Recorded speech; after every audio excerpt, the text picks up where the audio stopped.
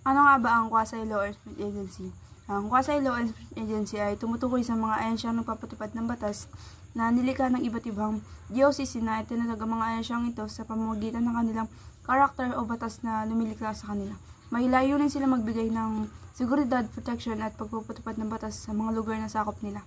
Bagamat limitado ang kanilang jurisdiction, ang kanilang mga tungkulin ay naaayon sa layunin ng mga pangunahing ahensya na nagpapatupad ng batas sa bansa.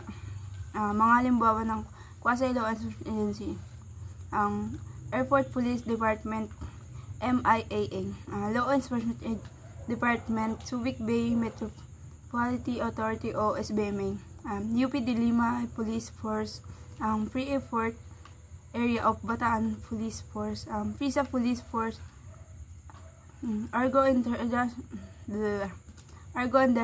Economic Zone Police Force, Aurora Special Economic Zones Police Force, Santa Ana Special Economic Zone and Freeport Police Force, Polo Point Freeport Zone Police Force, Airport Police Department, MIA, Manila International Airport. Manila International Airport Authority nagsimula noong 1948 nang isalin ng United States ang dating airbase sa government ng Pilipinas. Noong 1953 ay nalagdagan ng mga pasilidad para sa mga dumadating galing sa ibang bansa. Taong 1961 nagtayo ng control tower at terminal building. Ang National Airport Corporation, NAC, ang unang namahala sa ilalim ng RA Note 224. Naabolish ang NAC noong 1951 at nailipat sa Manila International Airport Division ng CAA. Ang CAA lumipat sa ilalim ng Department of Public Works, Transportation and Communication, DOTC. Pinalitan ng CAA bilang Bureau of Area Transportation, BAT.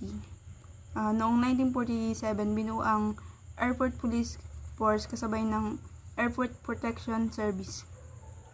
Airport Police Department, APD, kasama ang Private Security Agency, PSA, ay may layuning pigilan ang krimen sa paliparan.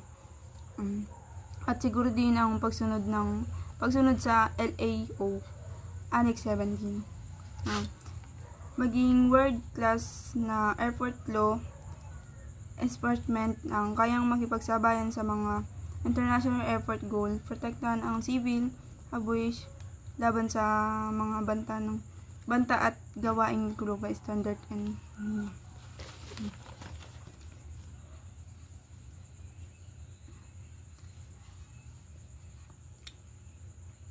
protektahan ang mga ari-arian sa paliparan, eroplano at kargamento at personal, etc.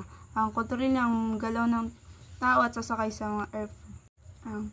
Mga gampanin ang protektahan ang mga ari-arian sa paliparan at eroplano, garmamento at personal, etc. Kontrolin ang galaw ng tao at sasakay sa airport. Panatilian ang kaayusan at katahimikan kasama ang iba pang ahensya. Superbisahin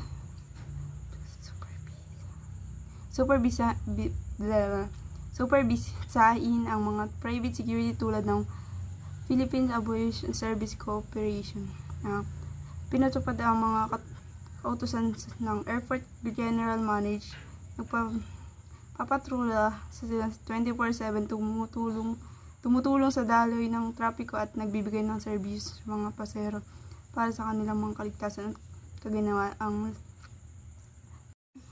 Ang Law Enforcement Department, SBMA, Subic Bay Metropolitan Authority, tinatag noong Marso 13, 1992 sa pamamagitan ng RA Note 7227 o based sa Conversion and Department Act of 1992. Layunin ang paghahanda ang pag-alis ng mga base military ng US at gawing Freeport Zone ang Subic.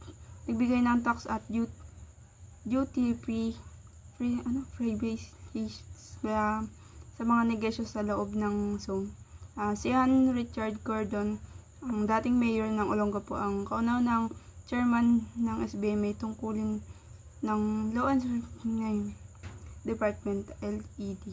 Ayon sa Chapter X, Section 9N RA 7227, sila ang namamahala sa kapayapaan at seguridad sa Subic Bay Freeport Zone. Mga sangay ng International Division nangasiwa sa mga operasyon at pagsisiyatat ng mga kaso. Traffic Management Branch tinitiyak ang maayos na trapiko at nag-imbestiga sa mga aksidente. Crime Prevention Branch tinitiyak ang pagsunod sa batas sa mga patrol at operation. Intelligence Operation Branch nangalap ng information para sa mapigilan ang mga krimen. Patrol Division, Physical Security and Special Reaction Division nagsasagawa ang mga aktaw na nagpapatrol reaction sa emergency at pagbabantay. Ang mga tungkulin ng LED SBMA magpatupad ng batas at alintunginan sa trapiko at kagubatan, paliparan at pantalan. Protektahan ng mga ari-arihan, imbestigahan ang mga krimen at hawak ang mga suspect. Kontrolin ang pagpasok at paglabas sa mga gate ng SBFC. Vision of mission at core values. Vision maging isa sa mga pinakamalitas na Freeport Zone sa buong bansa. Mission panatiliin ang kapayapaan sa loob ng SBFC habang nagbibigay ng professional na serbisyo sa pagpapatupad ng batas. Ang values ay integridad, disiplina at professionalismo. Ang karagdagan information. Ang LDA SBMA ay bahagi sa sistema ng lipunan na layuning itaguyod ang pagsunod sa batas sa pamamagitan ng pagkakakilanlan at pagpaparusa sa mga lumalabag.